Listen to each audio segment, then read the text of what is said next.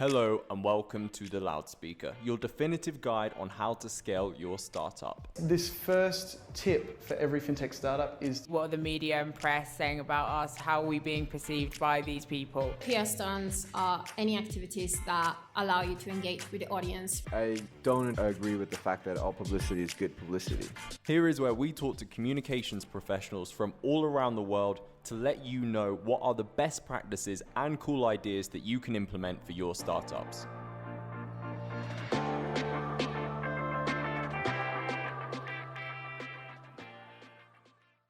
So, Will, can you share with our listeners a brief explanation of who you are and what vertical content does, please? Sure. So again, my name is Will Blesch, and I'm the owner of Vertical Content, which is a content marketing agency. And what we do is we basically help businesses accelerate growth, generate qualified leads, convert those leads into sales, find the right employees, and reduce customer churn through affordable content marketing. And that's what we do. Awesome. You seem like a great guest for this episode because today we'll be looking at how to produce content that turns leads to sales. And prior to this call, we discussed a few points that you wanted to discuss. And the first is know your audience like the back of your hand, do extensive market research. How can a business get to know that audience better, and how should market research be conducted? Okay, well, I'm sure many people, they've heard about the need to build out a customer avatar, which is essentially, a fictional character that embodies the major characteristics of the people most likely to purchase your product or service. Now, you want to be able to effectively target the people who are going to resonate with your brand. It's the whole idea that you only need 1,000 true fans to be a six-figure earner. That was an idea that was put out by Kevin Kelly back in 2008, and it went something like this. To make a six-figure income, you realistically only need 1,000 people to purchase $100 of product from you every year. So you don't have to talk to everybody. You have to talk to the right people at the right time with the right message. And to do that, you kind of got to dig deep. You need to learn things like, what's their worldview? Do they lean left or right politically? What are their beliefs about money, about society, about religion? You need to get a handle on their hopes and on their fears. You need to know what keeps them up at night, worrying and, sleepless. What are their beliefs about love and life and family? Some people might make fun of some of those things, but absolutely all of them can factor into a purchasing decision. So in terms of carrying out that market research, I'd say that one of the best ways to do that is to conduct a focus group. You take people who are within your target audience's demographic, and you then sit down with them and you talk to them one-on-one. You get to know them. You pay attention to the little things that they say, and you record everything. And by the way, if you don't know how to get demographic info, the US Census Bureau has a site that I think is called Quick Facts that you might want to check out. Anyway, another way to get the information you need is to conduct paid surveys. And if you're limited on budget, then I would personally recommend doing some quick and dirty research by checking out forums and groups online. You can learn a great deal by checking out posts in relevant LinkedIn or Facebook groups and Reddit subreddits. People talk a lot and they say what's actually on their minds. Another place you could find valuable information for free are sites like Quora. Yeah, I love Reddit. So definitely, like you mentioning that really resonates with me. And I think that Reddit is a fantastic place that if you find the right audience, you'll get people that really do want to engage with you and discuss the things that you're interested in. So it's just really knowing about like picking the right place. And to be honest, like you mentioned, there are other places as well. I'm only mentioning that because that's what I gravitate to as social media and is what I'm familiar with. But sure. I also would love to ask you, can you explain to our listeners why it's important to know the stages of a content marketing funnel and the stages of the buyer journey and what they entail? Sure.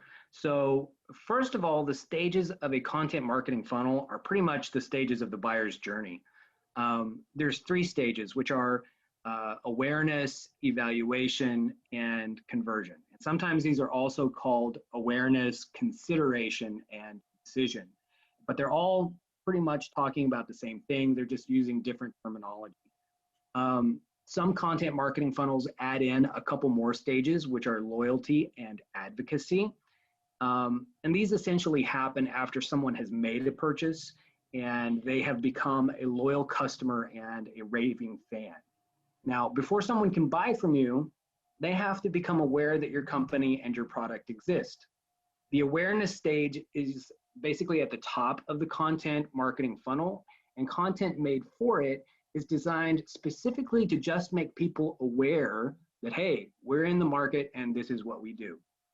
The evaluation stage occurs after someone becomes aware and they're trying to make up their minds about whether to purchase from you or from a competitor, or whether they need what you offer at all.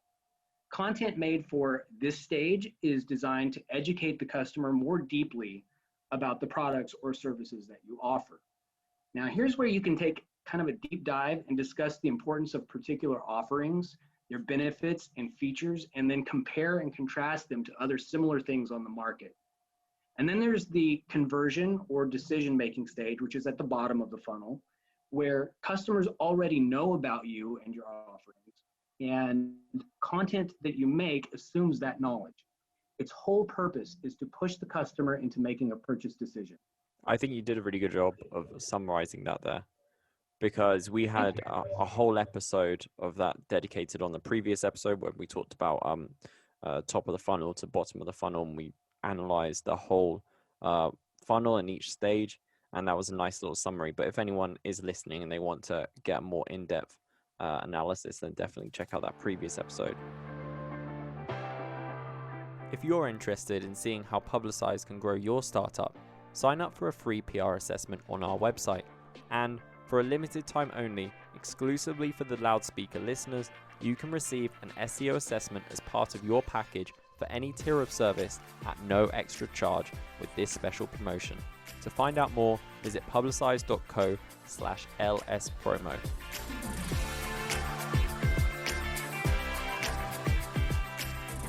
For my next question to you, I would love to know, what advice do you have when it comes to recruiting or sourcing writers? Because obviously you want to put the best content out there, and that's going to take some like top level skill and talent when it comes to writing, if we're looking at writing specifically.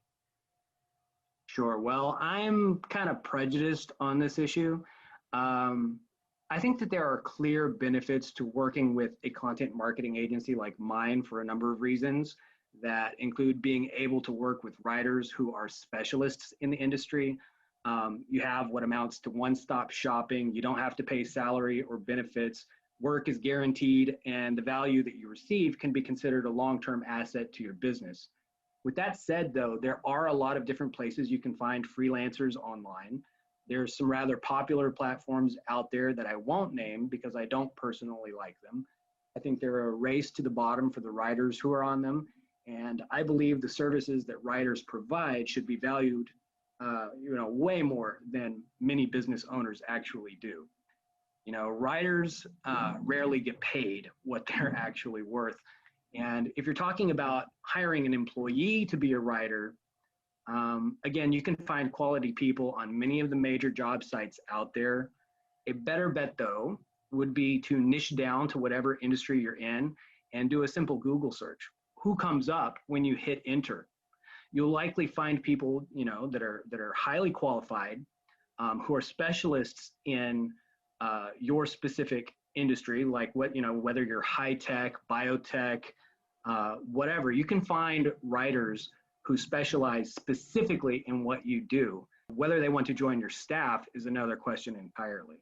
Yeah, I thought that was quite funny about how you mentioned those sites that we won't name, because I started my career in content creation on those sites. However, I will say I completely agree with you.